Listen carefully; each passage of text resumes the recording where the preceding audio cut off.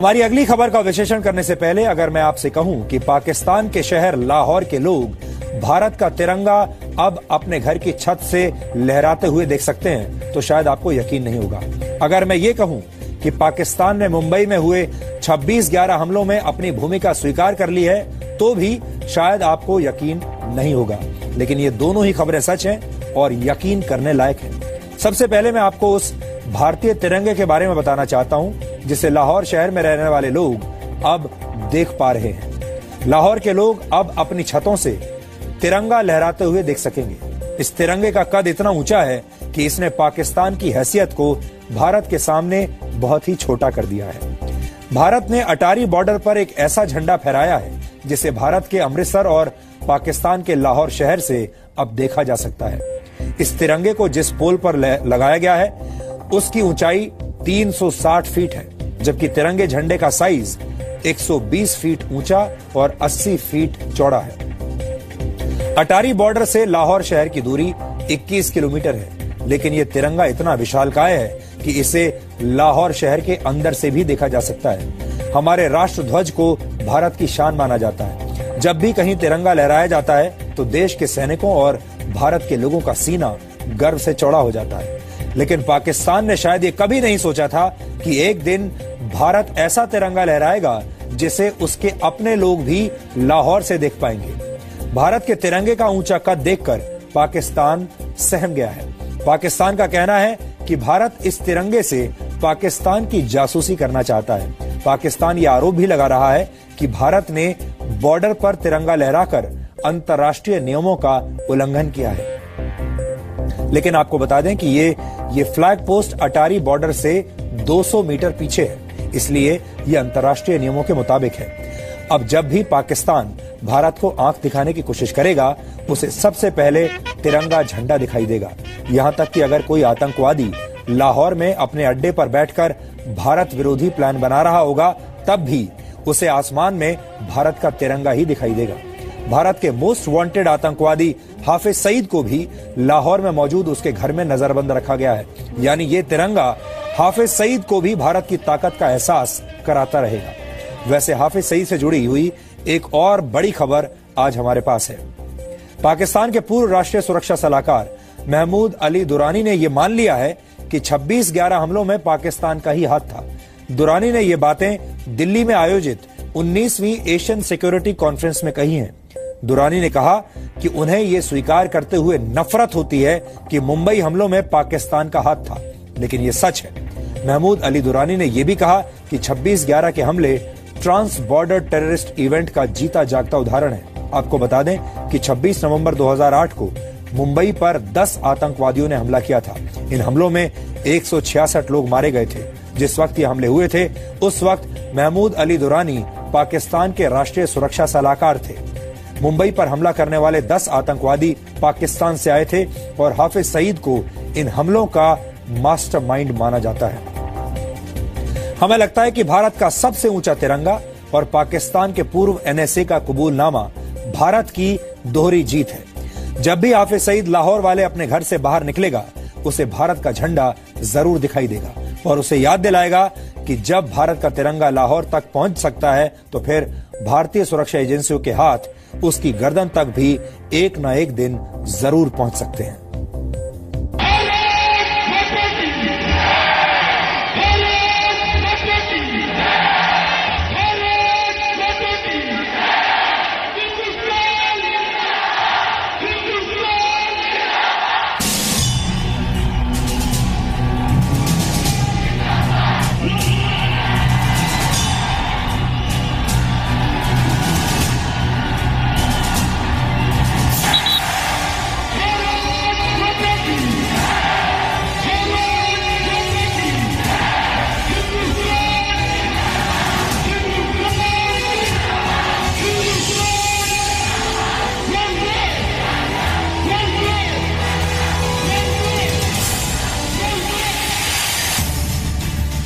वो तिरंगा जिसकी खातिर देश के सैनिक शहीद होते हैं, वो तिरंगा जिसकी आन बान और शान बनाए रखना हर भारतीय का कर्तव्य है। वो तिरंगा जो देश के सैनिकों की रगों में जोश भर देता है।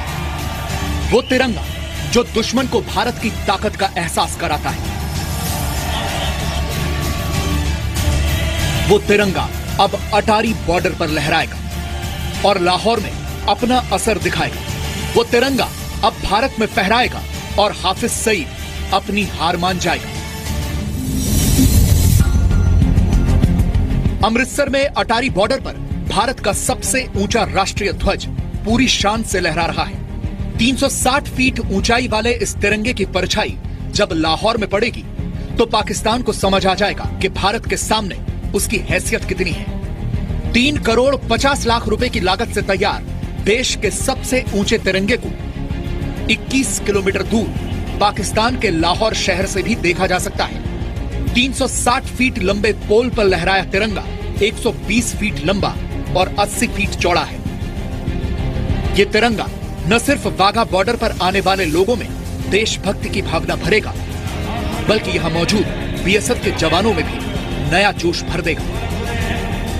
जब हम रिट्रीट सेरेमनी देखने आते थे तो कैसे रोंगटे खड़े कर देने वाली, जब हमारे बीएसएफ के जवान जब परेड करते हैं और तो जो टूरिस्ट 20-30 हजार डेली आता है, उनके मन में जो जज्बा जो जोश रहता है वो देखने लायक होता है। तो मन में आया कि यहाँ एक तिरंगा लगाएं, सबसे ऊंचा तिरंगा।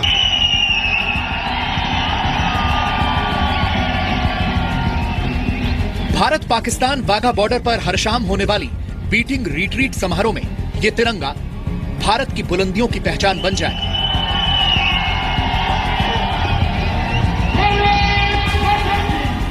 हालांकि पाकिस्तान को लगता है कि भारत इस झंडे के जरिए उसकी जासूसी कर सकता है, लेकिन पाकिस्तान को यह समझना चाहिए कि पाकिस्तान की हरकतों पर निगाह रखने के लिए भारत को झंडे की जरूरत नहीं है। लोकेशन पे जहां पर बीएसएफ के ट्रूप्स की परेड को देखने के लिए देश भर से लोग आते हैं, दुनिया भर से लोग आते हैं और यहाँ पर देशभक्ति का एक जज्बा यहाँ देखने को ही मिलता है। तो ये बीएसएफ की इस लोकेशन के पास ये आज सबसे ऊंचा झंडा तिरंगा हमारा लगा है। ये एक बहुत ही खुशी और गर्व की बात है। ये कहा गया था कि हो सकता है पोल में कैमरे लगाए गए हैं, ऑब्जेक्शन लगाया गया, ऐसा कुछ नहीं, उनको बता दिया गया, ऐसी कोई बात नहीं है। ये तिरंगा वाघा बॉर्डर पर आने वाले भारतीयों को भी गर्व का एहसास करा रहा है। जो है हमारे अंदर का सभी का यंगस्टर्स का जोश बढ़ के आ रहा है बाहर। पर ये है कि हमारे लिए सबसे अच्छी गर्व की बात है कि ये हमारे इन बॉर्डर के ऊपर फैलाया जा रहा है, तो बहुत ही अच्छा है, हमें काफी अच्छा लग रहा है देखकर। हाँ, तो बयान नहीं कर सकते कि कितना महसूस हो रहा है अंदर, लेकिन यही है कि हाँ एक तरह से प्राउड फील हो रहा है। अटारी पर लहराते भारतीय झंडे को देखकर पाकिस्तान की सरकार और मीडिया परेशान है, लेकिन दिल्ली में आयोजित 19वीं एशियन सिक्योरिटी कॉन्फ्रेंस में पाकिस्तान की झंडा बरदारी कर रहे महमूद अली दुर्रानी ने कुछ ऐसा कह दिया कि पाकिस्तान का सिर एक बार फिर शर्म से झुक गया। 26 नवंबर 2008 को जब पाकिस्तान से आए आतंकवादी मुंबई को घायल कर रहे थे, तब महमूद अली दुर्रानी पाकिस्तान के राष्ट्रीय सुरक्षा सलाहकार यानी एनएसए थे। दुर्रानी ने दिल्ली में आयोजित कॉन्फ्रेंस में माना कि 26/11 हमलों को पाकिस्तान की जमीन से ही अंजाम दिया गया था। The terrorist attack in Mumbai carried out by a terrorist group based in Pakistan on 26 November 2008 is a classic trans-border terrorist event.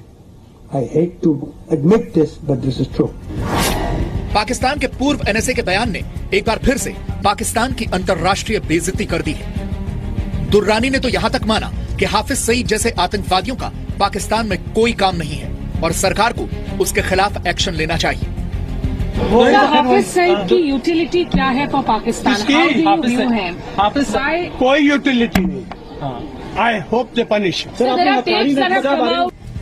लेकिन दुर्रानी मुंबई हमलों के लिए पाकिस्तान की सरकार और खुफिया एजेंसी आईएसआई को जिम्मेदार नहीं मानते। I know for definite, I have very good information that the government of Pakistan or the ISI was not involved. I am 110% sure. लेकिन इसी कॉन्फ्रेंस में शिरकत कर रही अमेरिकी लेखक मानती हैं कि पाकिस्तान के आतंकवादी कोई भी हमला बिना आईएसआई की इजाजत के नहीं करते। They're not changing their strategy. The ISI is changing their strategy. Let's always remember who is behind them. They're not autonomous actors. They are proxies of the state. The ISI is behind everything that they do. We cannot forget that important fact. Bharat 26/11 हमलों में हाफिज सईद, लश्कर ए तैयबा और ज़कीउर रहमान लखवी की भूमिका को लेकर कई सबूत पाकिस्तान को सौंप चुका है। पाकिस्तान के कई पूर्व अधिकारी और मंत्री भी मानते रहे कि हमलों को पाकिस्तान में मौजूद आतंकवादियों ने ही अंजाम दिया, लेकिन पाकिस्तान अब भी ये मानने के लिए तैयार नहीं है कि हमलों में उसकी सरकार और ISI का भी रोल था। शुरू से भारत सरकार का यही स्टैंड रहा है और अब पाकिस्तान के फॉर्मर NSA कह रहे हैं तो हमारे लिए तो अच्छी बात है, और मैं मानता हूं भारत सरकार की डिप्लोमेसी की एक प्रकार से विजय भी है। और मैं मानता हूं कि उन्होंने जो दोनों बातें कही वो ठीक है। हाफिज सईद पर भी नकेल कसने की जरूरत है और मुंबई टेरर अटैक में उसका षड्यंत्र पाकिस्तान की जमीन पर ही हुआ था। भारत सरकार ने ये बात को प्रमुखता से जो भी सरकार रही इसने उठाया है। India's position is very well known. There's nothing new revelation for us. वो कह रहे हैं कि वो नॉन स्टेट एक्टर्स हैं, पाकिस्तानी हैं।